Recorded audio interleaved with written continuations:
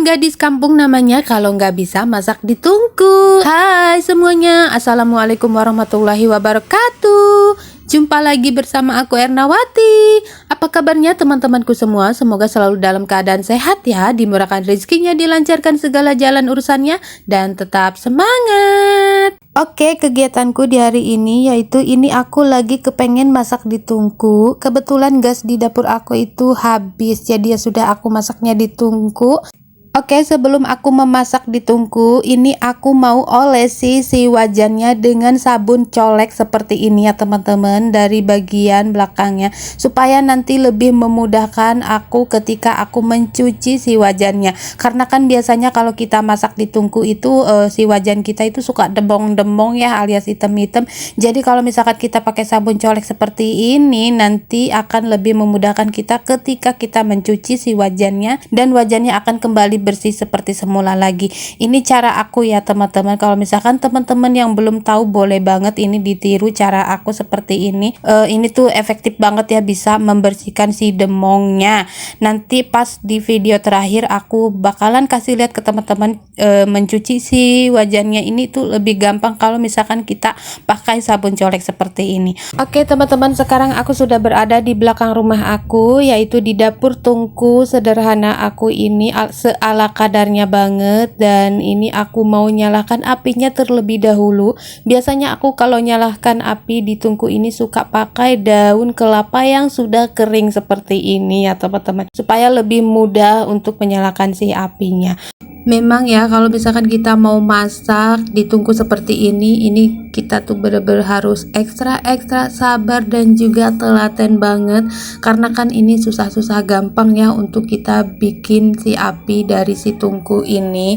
Beda lagi kan kalau kita masak di kompor. Kalau kita masak di kompor kan tinggal nyalahin, tinggal kita cetrekin langsung keluar api, dan kita tinggal atur api besar atau api kecil. Beda lagi kalau buat di tungku seperti ini kita harus sabar untuk nyalahin si apinya. Belum lagi kan terkadang apinya kebesaran, terkadang apinya kekecilan. Belum lagi kita kena asapnya yang bikin kita nangis bombay. Teman-teman kayak gitu juga nggak sih kalau misalkan lagi masak di tungku seperti ini tuh asapnya bikin kita nangis bombay, karena kan bikin perih ke mata ya. Tapi menurut aku ini seru banget kalau masak di tungku seperti ini. Dan pastinya kalau misalkan kita masak di tungku seperti ini tuh bikin makanan kita itu lebih sedap dan lebih enak sih ya menurut aku. Tapi itu aku nggak tahu kalau menurut teman-teman. Oke, kembali lagi ke videonya. Sekarang aku lagi masak jengkol. Ini aku mau bikin jengkol balado. Jengkolnya ini aku campur dengan tempe seperti biasa ya. Menu masakan harian aku ya paling seperti ini, menu sederhana, dan gak pernah ketinggalan yang namanya jengkol sama tempe, karena kan suami aku tuh pecinta jengkol dan juga tempe banget. Oke, tidak terasa ini si jengkolnya sudah mau matang, dan ini aku mau angkat. Oke, next dilanjutkan. Di sini aku mau tumis bumbu balado jengkolnya. Seperti biasa bumbu balado jengkol aku yakin teman-teman sudah sangat mahir sekali ya. Dan mohon maaf tadi nggak ke-record. Ya paling ada cabai, bawang merah, dan juga tomat. Oke, karena ini bumbunya belum ada daun salamnya, di sini aku mau petik daun salamnya terlebih dahulu. Ini aku nanam sendiri ya daun salamnya, supaya bisa lebih seger aja gitu kalau misalkan kita petik dadakan. Dan pastinya kalau kita pakai daun salam, pastinya makanan kita, masakan kita bakalan lebih wangi dan lebih sedap lagi. Seperti biasa untuk seasoningnya hanya ada garam, micin, dan juga gula pasir. Masya Allah, benar-benar kita masak di tungku seperti ini benar-benar butuh ekstra kesabaran banget ya. Kita harus mengatur apinya, belum lagi kita terkena asapnya dari tadi. Tahu nggak sih teman-teman, aku tuh sempat keperihan dari tadi tuh udah mengeluarkan air mata kayak orang habis dimarahin Pak suami. Nangis-nangis bombay aku tuh dari tadi teman-teman, Masya Allah. Tapi menurut aku ini tuh benar-benar seru, dan juga ada tantangan tersendiri ya masak di tungku seperti ini. Dan ini lihat aku kayak habis nangis kayak gitu ya teman-teman. Oke lah, untuk perjengkolannya sudah selesai. Lanjut di sini aku mau bikin sambal, dan bikin sambalnya cukup seperti ini aja. Aku goreng cabai bawang tomat dan ini sudah matang. Aku mau angkat. Next, dilanjutkan di sini aku mau goreng ikan asin. Ini salah satu ikan asin kesukaan aku banget. Kalau di kampung aku ini namanya ikan asin rarancak. Bentuk dari ikan asin ini dia itu lebar dan juga tipis. Soal rasa dia tuh nggak kalah sama ikan asin gabus. Oke, sambil goreng ikan asin di sini aku mau ulek persambelannya terlebih dahulu.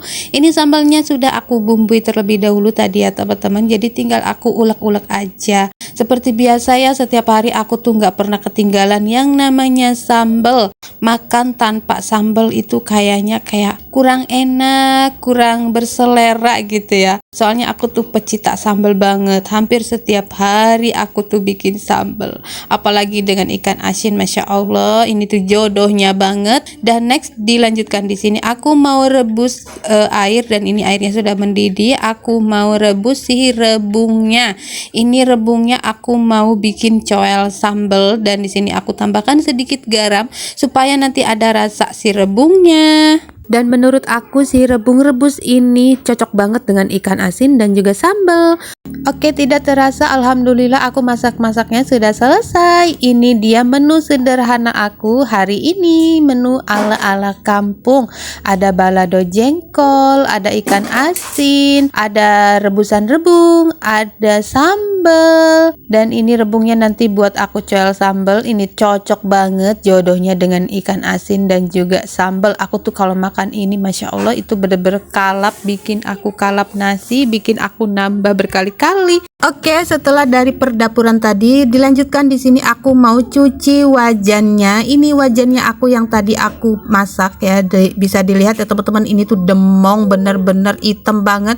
Tapi kalau misalkan kita pakai sabun colek terlebih dahulu sebelum kita memasak, dan ini dia hasilnya, ini bakalan lebih memudahkan kita untuk kita cuci-cuci. Dan ini dia, gak perlu kita pakai tenaga, gak perlu kita pakai bantuan abu gosok lagi. Ini cukup kita gosok-gosok pakai kawat seperti ini, dan digosoknya pun kita nggak perlu mengeluarkan tenaga, pelan-pelan aja. Dan bisa dilihat ya teman-teman, tadi tuh item-itemnya langsung rontok seketika kalau kita pakai sabun colek terlebih dahulu. Dan ini tips banget ya buat teman-teman, mungkin buat teman-teman yang mau masak di tungku tapi males nyuci bagian wajannya karena khawatir si demong-demongnya itu sulit untuk dibersihkan, boleh banget dicoba tips dari aku ini.